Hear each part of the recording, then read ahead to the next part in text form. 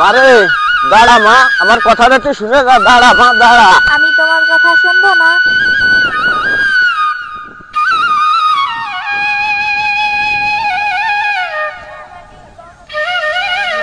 সেই সকালবেলা মায়েরা আমার গেল কই জায়গা আর খুঁজেই পাচ্ছি না। দেখি তুই এই জায়গা বসে রয়েছিস আর আমি সারা গ্রাম তোরে খুঁজে বেড়াচ্ছি। তুই সকালের থেকে কিচ্ছু কাজ নাই। ওঠ মা, চল বাড়ি চল। দেখ মা, তুই আর পাগলামি করিস না মা। আর যদি তোর মা বাইসে থাকতো তাহলে আর আমার এই দিন দেখা লাগতো না। চল মা, ভাত খাবি, চল।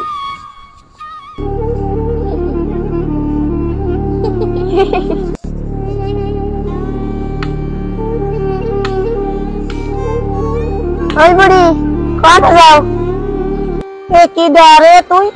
আবুর মাইয়ে না, এত বড় ডাঙ্গর মাইয়ে তুই গাছে উঠছিস? বুড়ি বেশি কথা বলে কিন্তু তোর ঘাড় মটকাই দেবো। কি দেখো আমি আসিস? এই মায়ের তো ভূতি ধরছে। ওরে রিকাতের মা, দেখে যাও আবুর মায়ের ভূতি ধরছে। এত বড় ডাঙ্গর মাইয়ে তুই গাছে উঠছিস কে? তোরা কি দেখো না আসিস? আবু মিয়ার মায়ের ভূতি ধরেছে কথা। মা তুই নাম, তুই গাছে উঠ। আমি নামবো না। তুই নাম মা, গাছেতে না। মারে তোরে বারবার কলাম তুই গাছে উঠিস না। মা তোর কি হয়েছে মা? হক মৌলা, হক মৌলা, হক মৌলা।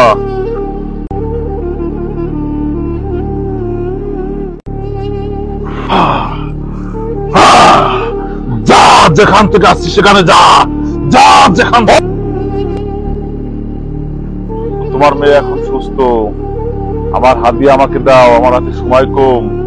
আমাকে একটা লাল মুরগি, কালো মোরগ, 2টো ডিম, 2 কেজি চাল, যাও আমার জন্য নিয়ে আসো। যাও, আমার হাতে সময় কম। হক মৌলা, আমি চললাম।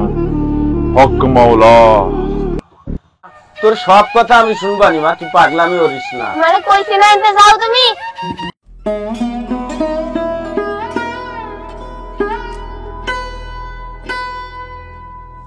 আবু মিয়া, ও মাস্টার সাহেব, আপনি?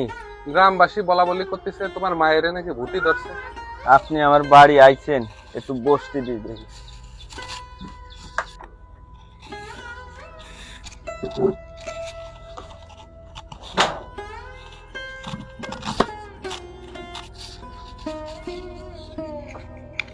কি কব মাস্টার সাহেব, আমার মায়েরা এরম ছিল না।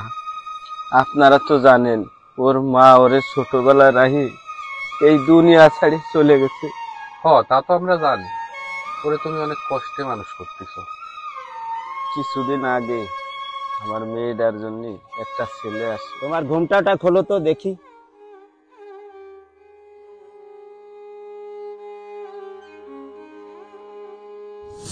আপনার মেয়ে তো দেখছি কালো।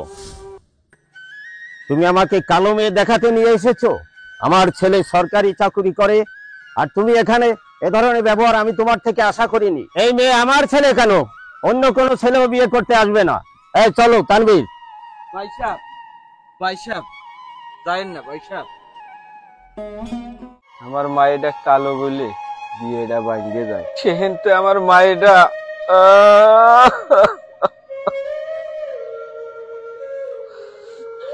আপনি কর না, আমি কি করব?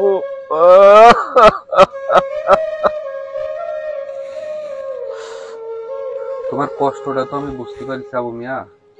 মায়ের ডারে নাকি ঝাড় ফুক করাচ্ছ, এটা কি ভালো করতেছো? মায়ের ডারে একটা ডাক্তার দেখাও। আমি খাই ভালো একটা ডাক্তার আছে, আমি দেখা দিবানি। একটু ব্যবস্থা করে দেন মাস্টার সাহেব, আপনি একটা ব্যবস্থা করে দেন। ঠিক আছে আবু মিয়া, তুমি একটু শান্ত হও, একটু শান্ত হও, আমি দেখতেছি কি কর।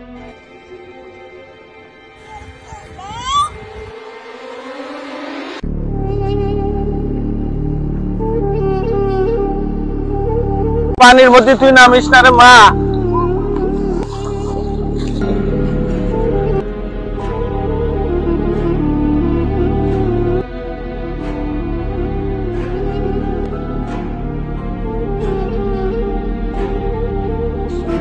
দেখেও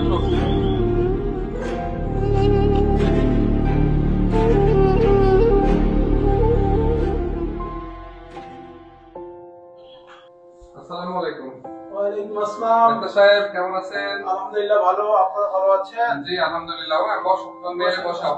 বসো মা। ডাক্তার সাহেব একটু বিপদে পড়েই আপনার শরণাপন্ন হলাম। বলেন তো। এখানে যে আমার গ্রামের আবু মিয়ারে তো আপনি চেনেন। জি জি তো আবু মিয়ার মেয়েটা বেশ কিছুদিন ধরেই অসুস্থ। জি। তো গ্রামের সবাই বলা বলি করতেছে মেয়েটাকে জিনে ধরছে, কেউ বলে ভূতে ধরছে। এই বিষয়টা নিয়ে আবু মিয়া বেশ জটিলতার মধ্যে আছে। উনি অনেক ঝাড়ফুঁকও করাইছে। তা আমি বললাম যে এই আধুনিক যুগে ঝাড়ফুঁক করাইলে এইটা তো ঝাড়ফুঁক তো সমাধান না। আমি একটা ভালো ডাক্তার দেখাই দিই। তাই আপনার শরণাপন্ন হলাম। কারণ আবু মিয়া ডাক্তার সাহেব একটু বলো খুলে যে তোমার মেয়ের আসলে সমস্যাটা কি? কিছুদিন আগে আমার মেয়ের জন্য একটা ছেলে আসছে, কিন্তু আমার মা এটা কালো বলে ছেলেরা চলে গেছে বিয়ে না করে। সেইতে যে আমার মা এটার কি হয়েছে ডাক্তার সাহেব আমি ভালোভাবে বুঝতে পারি। তারপরে আমি অনেক কবিরাজ দেখাইছি, এমনি ওই ছেঁচা কুচা এইগুলো বিভিন্ন লোকে যা যা বলছে করেছি। আর কে না এ খালি খালি মানুষজন কয় ওই আবু মিয়ার মায়ের বুঝি করছে। এমনি আপনি একটু দেখে কিছু একটা ব্যবস্থা করেন। আপনারা যে ঝাড়ফুঁক দিচ্ছেন এটাই হচ্ছে কুসংস্কার। গ্রামের মানুষ আসলে ডাক্তারদের কাছে প্রথমে যেতে চায় না, পরে আসে। আর কিছুদিন আগে থেকেই যদি আমাদের কাছে বা আমার কাছে আনতেন তাহলে আমি হয়তো বা ভালো একটা চিকিৎসা দিতে পারতাম, আপনার মেয়েটা ভালো হয়ে যেত। তো তারপরে আমি দেখি ওর কি অবস্থা। ঠিক আছে, তো দেখি।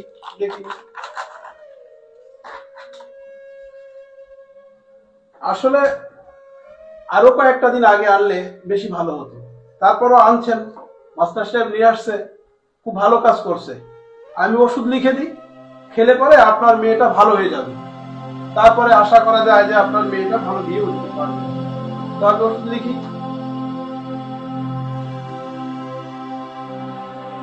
তোমার মেয়েটার নাম যেন কি? পুতুল। ডাক্তার আমি কিছু ওষুধ লিখে দিচ্ছি, নিয়মিত খাওয়াও, ও ইনশাল্লাহ ভালো হয়ে যাবে। আচ্ছা ডাক্তার সাহেব।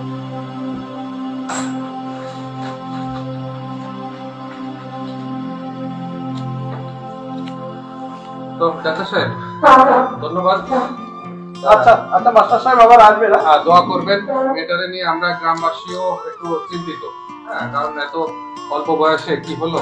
ও ভালো হয়ে যাবে ইনশাআল্লাহ। ভালো ওষুধ খাওয়ার নিয়মিত ঠিক হয়ে যাবে। যাক আল্লাহ বাসা। আসো মেয়ে আসো। আচ্ছা আসি ডাক্তার সাহেব। আসো ভালো আছে। আমাদের সমাজে আমরা অনেকেই কুসংস্কার বিশ্বাস করি এবং রোগীকে প্রপার ট্রিটমেন্ট না করিয়ে ঝাড়ফুঁক দিয়ে চিকিৎসা করি, যা দেখা যায় একসময় রোগীকে মৃত্যুর দ্বার প্রান্তে নিয়ে যায়। অসুস্থতার ক্ষেত্রে ঝাড়ফুঁক কোনো সমাধান নয়, বরং সঠিক চিকিৎসার মাধ্যমেই ফিরে পেতে পারে একটি সুন্দর জীবন।